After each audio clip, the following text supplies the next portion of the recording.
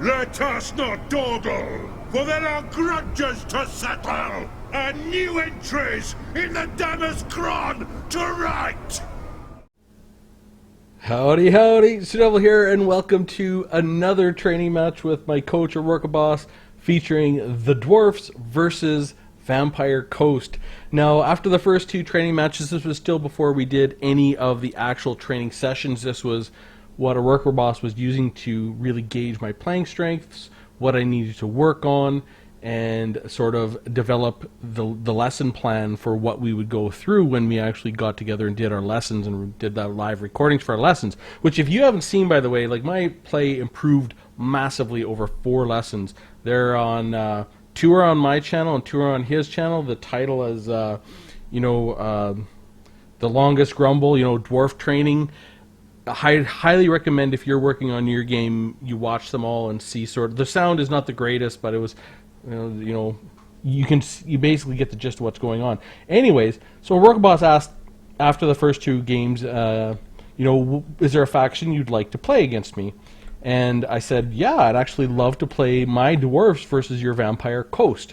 And he said, is that the build that you think is unbeatable? And I'm like, yeah, that's the one. So maybe we kind of know each other's channel a little bit. And because he'll comment on some of my videos, I comment on his. Obviously, we knew each other long before we got together for this. So I said, yes, I really want to bring that build against you and see how I do. So he put together, he didn't have a build. He just put this together in the lobby. And so I'll just go over my build for those of you who don't know it. This is my quote-unquote unbeatable build, and this is the test, right? Worker Boss is one of the top players on the planet, and I am just an average general. Although we did a lot of testing to put this build together, and really we know from our experts, we got all of our experts in their poll, and this is the best possible matchup for the Dowie. The Dowie are the faction they counter the hardest is Vampire Coast. So how could I do with my well-researched build versus a faction that the Dowie are a hard counter for? Can I actually make up that skill differential, before all my coaching with just the build and the faction deficit alone? So with this build, we have actually 5 Rangers, and I got these guys out front because I just want to get in their face right away. I do really enjoy that. Getting in someone's face with the Dowie right away.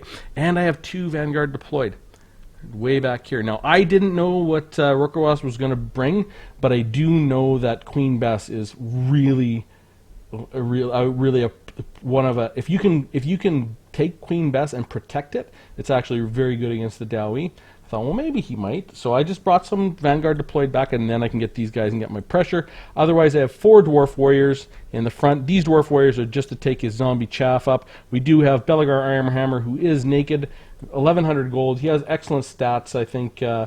60 melee attack, 55 melee defense. He doesn't have armor piercing, but he has a decent 450 weapon damage. The big thing is he has a silver shield, which is really good. Even if he gets his shield sundered or something like that, he still has some defense, and he's hard to hit, and he just has a ton of leadership. Like, he's actually, he is arguably, you could argue that he may be the best choice for dwarf leadership in this matchup, better than the Rune Lord. I don't know. Like, Rune Lord is still awesome, but I think Belgar might be he's arguably up there because he's so cheap. And then we have 5 Dwarf Warriors with great weapons, and we have 5 just base Slayers, and we have them intermixed in this back line. And really, the Dwarf Warriors with great weapons are very specifically for depth guard, and Slayers are very specifically for Mongols and big stuff, and killing whatever we need to kill. So for Worker Boss's army, I believe he brought 6 zombie pirate deckhand mobs. Yep. And they're sort of the better choice. There is the polearm version that is armor piercing, but the base deckhand mob is a better choice, and they're cheaper. He brought also 2 depth guard, 1 on each edge, starting with 2 chevrons. He brought 4 Mongols, and Mongols can get a lot of damage done, but they are very vulnerable to Slayers, and they're very vulnerable to Quarrelers. But he has an answer for this. So you can see Worker Boss's armies. He always thinks about how he's going to actually approach the battle. So he knows that Mongols are very vulnerable to Quarrelers, so he has 6 Velbats, or 5. no, 4 Fellbats. I thought he had 6. Maybe I'm just mistaken. Okay, so he just has 4 Fellbats. Oh, 5, okay. And they're meant to obviously get onto the Quarrelers, the Rangers. For his leadership, he does have Count Noctilus on foot. This is probably the most popular pick, though I think there are better picks than Count Noctilus. And he has Captain Roth Moondial, which summons a unit of zombie pirate deckhand mobs 150 meters away, which is pretty good, but Summon's got a big nerf. It's not nearly as good as it used to be. He does have Arcane Conduit for the magic, Invocation of Nehek for the heals, Drown Dead for the 4 summons of zombies, and then he has the Hunger. Every time he casts a spell, Smoke and Mirrors, 12% speed for the army, and he has Curse of Undeath when he casts for the heals, and he does cause fear. So we will get this going immediately. Get the shots right off the get. That's what I want to do. I just want to get my army moving. I want to get his army moving. I do really enjoy getting those early shots, so I'm just going to bring my army up. And really, where do I have them? Yeah, I have them right here. I know I see him bring the Fellbats, so I'm just going to push right back into my line and just attack the Fellbats. And meanwhile, I got these guys at the very back. They're just slowly coming up. I don't, like they're going to take a while. There is no Queen Best, but I'm just gonna keep on pulling my guys through my line. I got my Slayers up there. I've got my Dwarf Warriors up there. I'm just gonna keep on pulling my Rangers right through my line.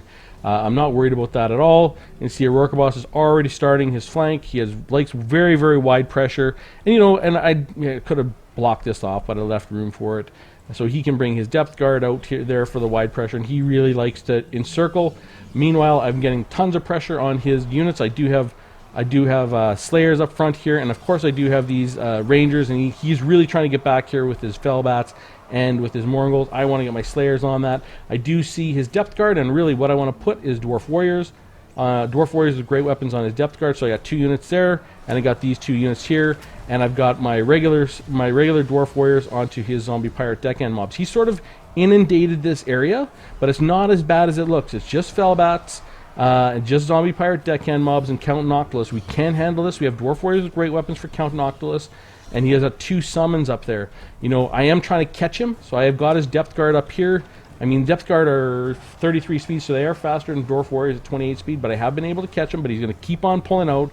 He really wants to keep that going, and he's really pulling out. I'm just trying to catch him. I should have actually pushed these guys this way, but I didn't have the micro skills to do it. Mournguls are already getting beat to hell by my Slayers, and I'm trying to get these Slayers over here on these Mournguls, and he's actually got 2 groups of Mournguls on. He's trying to get his Bats to stop him and get his Mournguls around.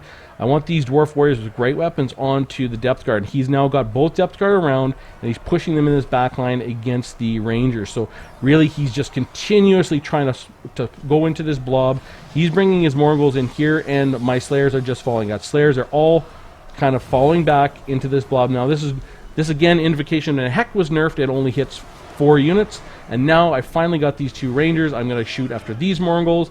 I'm going to get free shots for as long as I can while this big blob resolves. I do have the Dwarf Warriors with great weapons fighting against Zombie Pirate deckhand mobs. It's not the very best fight I can get for them, but they're actually just fine against the Zombie Pirates. That's why Dwarf Warriors are a pretty good pick in this matchup. And I got the rest of the Dwarf Warriors with great weapons going after this Depth Guard, and he's got some Mournguls in here. Now, he is trying to get these Mournguls out here to get after my Rangers, so I take these ones, I just separate them. I'm saying, okay, I'm going to go here, and I'm going to go here. You can fight one, but not both. And then I'm going to chase up with my Slayers into this back line here. So he's going to get some kills, obviously, but I'm going to get free shots into the side, and my Slayers are going to become... And you can see right away he's actually going to try and pull them through and away, and he's going to try and stop everything with the Fellbats in this back line.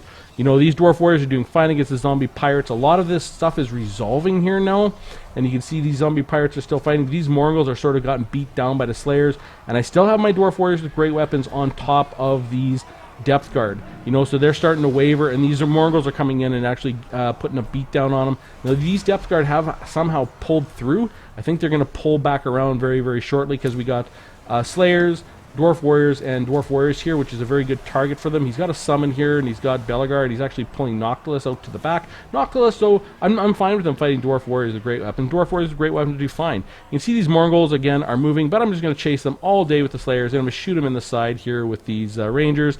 These Bats are not going to be able to kill these Rangers, and then I'm going to actually get them back in here. He's going to get a nice rear charge here with these guys, but really I'm going to actually finish off those Zombie Pirate deckhand mobs. I do have a couple of units actually rallying here, and I have these guys, rangers to the side. Now I can actually pick a target and just let them shoot in here.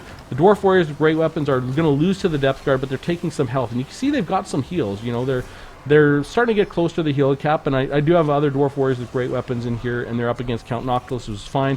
I am trying to bring these Slayers here to chase down the Mongols, and I'm trying to bring Belegar Ironhammer into this side. Now I am getting a bit beat up. I have Dwarf Warriors, Slayers, and Dwarf Warriors. This is the best target for the depth guard over here, and I am chasing down these Mongols. They have more speed. I think they got, what, 45 speed? The Slayer's got 40, but he's not going to get away because I do have the Rangers up in there helping. They're going to die very, very shortly. And now I've got these Dwarf Warriors coming back, and these guys coming back with the great weapons. Really, now I'm starting to get the surround I want. I mean, I don't really have to bring back much of anything, so yeah, that's gone. Really, what I'm going to do is I'm actually going to park these guys out here, because they don't need to get involved in the fight. I got this guy parked. They're just going to watch. I do want to bring in my Dwarf Warriors with great weapons into the depth guard at some point, but you know, he's gonna get some damage done here, but I don't want to bring all of my units in. Now, he doesn't have anything. The Mongols don't cause terror anymore. That's another big nerf. They just cause fear. Yeah, they just cause fear. So when they caused fear and terror, you might have to worry about getting a mass terror route. I mean, the Slayers never have to worry, but that these Mongols not having terror anymore is a pretty big nerf, and everything else just has fear. So we have the leadership to sort of handle it, and the Slayers to handle it. And, you know, the Zombie Pirate Deckhand Mount summons are just not nearly as good as they used to be, and that they don't last. And now I've got everything on the 2 targets that I want. These guys are just watching. I'm bringing these guys in, and now I've got Belegar Ironhammer onto Noctilus, and you can see there he is fighting right there. Come on, let's get into the fight. Belegar and Noctilus, beautiful. And Belegar's turning around, and he's getting slapped in the back. Oh, he wanted to kill some depth guard. They were pissing him off because, you know, Belegar. So he's gonna kick the tail off of some of the depth guard. But really, there's not much left here.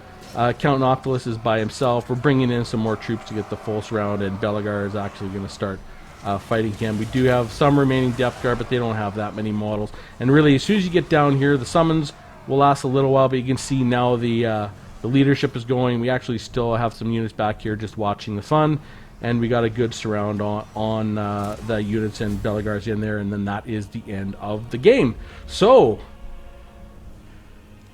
that was all right. You know, we did do quite a bit of testing with this build, and the reason we brought the build the way it is very specifically because there are some ways to deal with pretty much everything you're going to see against the Vampire Coast, and we'll just go through the build. And just by the way, I was really, you know, I'm happy to see that against the worst possible matchup with the best possible build, I can beat a Rurka boss, which was really fun. You know, I was really happy about that. You know, I know it's not hopeless for me. Actually, at that time, I was like, well, maybe then I actually can improve enough to be a little more competitive, and it was a big boost to my confidence. Even though I know this is, you know, I'm playing the best possible matchup with with a very good build, a very tested build. In that case. Now, Rurka boss, shortly after this, he was thinking, and he actually messaged me, and he said, hey, I want to have another game against that unbeatable build. And, he said, hey, you'll play the same build, and I can bring whatever I want. So, bring whatever you want, because I feel like it's unbeatable. Like, bring whatever you want, and we'll have another game. And we did. And I'll air it. Just not right after this one. So, anyways, I'll go over the game. Obviously, Belegar, 56 kills. I mean, he's really strong, and he lasts, and he's got good, decent enough abilities. I think he got one more kill than Noctilus, so I'm happy about that. With the Dwarf Warriors, 68, 32, 42, and 62, they are fighting against zombies, and they're very, very good at cleaning up trash. The summons and everything else like that, because they just do it. They don't do it fast, they do it efficiently. The Dwarf Warriors, great weapons, 121, 10, 43, 34, and 14. I really was trying to get them on Noctilus specifically and onto the Depth Guard. That's my armor-piercing answer to those specific units. The Slayers, 49, 143, 61, 130, and 120. And this is why base Slayers are actually pretty good in this matchup. I mean, if he does bring a ranged heavy build, I mean, obviously we can deal with it. But Slayers are pretty decent at taking out zombies. I mean, it's not, you just still don't want them fighting zombies, but they're actually pretty decent at it. And then they still, you know, they generally have enough to keep fighting. I think we still had all, like 4 out of our 5 Slayers left. And then they're really good at taking out Mongols. And when they start to bring those big, heavily armored stuff, they're not nearly as good. But again, we have some armor piercing. Like Dwarf Warriors are sort of like a dual purpose. They're decent against depth guard, and they're decent against like the big heavy armored stuff like the big crabs and stuff like that. And with the Rangers, we got 20, 21, 2, 13, 23, and 12. Not the greatest kill count, but you know, like a worker kind of knew the idea behind my build, and he brought a counter to him, which is the Fellbats. Like a Fellbat by itself, just on a Ranger, both starting from full health. I'm not sure how that goes. I think the Fellbats are going to do fine because they have very good melee defense, and they're going to hold him, pin him down for a long time, which is what he did. The other 2 Rangers I did bring up from the rear, so I think they did okay in this match. Now for the leadership, Count Noctilus 55 didn't focus him down much. I mean, I did try and get on him a couple of times with Dwarf Warriors in Belagar, but I didn't really spend any time thinking about it because I know he's really hard to kill, and that's not a really big deal. The Zombie Pirate Deckhand mobs, 14, 14, 14, 33, 23, and 18, which is actually pretty good numbers for a zombie mob. That's 300 gold. You know, but I did try to keep the Dwarf Warriors fighting them. They would have got good kills on Slayers at any time they were fighting. They would have got some kills there. 116 and 182 with the depth guard. I did try to focus in on them, but like, you know, if you call that a juke, it was a juke. I guess you have to call it. It was just like a dwarf speed juke, so it was very, very slow. But he managed to get both his depth guard around my army and into the back of my Rangers. It was the slowest juke in the history of jukes, but Aurora Boss accomplished it. So, and he did so, you know, and he did a good job of doing it, getting his depth guard. He had a goal in mind, and he got them into the back. They got a lot of kills, and they got an extra chevron. 19, 2, 8, 1, and 25 with the Velbats. Pretty decent kill count, and they were definitely able to hold down the Rangers so they couldn't shoot the Mongols early. And that was the idea behind the army, but the Slayers, I mean the Mongols are going to struggle. So 24, 7, 92, and 19 with the Mongols. Obviously, we focused the Mongols down. That was the 2 areas of my focus were the depth guard and the Mongols. And depth guard still got 116 and 182. They're good in this matchup, and against this build, they're very good as well. But the Mongols, you know, didn't do a whole lot. This one did 92, but I mean he got healed quite a bit, and it was sort of the last group to get focused. So. Anyways, I know for those of you who watch the channel, you've seen this build before. You were probably there when I kind of developed it, and you know, I've changed it over time, and it's now officially in Yumei's amazing multiplayer guide as one of the army suggestions for the Dwarfs versus the Vampire Coast. And it just goes to show you, I mean, if you watch the last 2 games of me playing Aurora Boss, the Dwarfs are favored against Bretonnia, for sure, and he absolutely demolished me. And to be fair, the Chaos are favored against the Dwarfs, and he solidly beat me there. So this tells you, like, these games are played all in a row. Like all 3 of these games were played one after the other. So that tells you how much of an advantage the Dwarfs have against Vampire Coast. It's a pretty big advantage. It's not insurmountable though. I mean, you can see the Vampire Coast beating Dowie in tournaments from time to time. I saw King of the Dead actually beat a Dowie list, which was amazing, against a competitive player in a tournament, which was I think a King of the Hill with turn. It was actually I was shocked actually because I watched that game. I'm like, no, he's not going to win. I'm like, oh my god, he's going to win, and he did. So it's not unwinnable for the Vampire Coast, but it is not easy to win. They gotta be on point with their build and their play, obviously. Anyways, I would love to hear from you about the game. This again, 3rd game in a row, and this was a game that really Aurora Boss was using to evaluate my abilities, my play, my style, and really to develop the lesson plan for the lessons that we had. Obviously, which we have 4 lessons online that I took, and we really tracked my gameplay from rank 1631 to rank 1000. Really, that was the goal, and we accomplished it in 4 lessons. So my online ladder battles are really, really improved, and my game overall has really improved since I've taken those lessons. Anyways, would love to hear from you about the build. Do you play the Dowie? Have you seen this build before against Vampire Coast?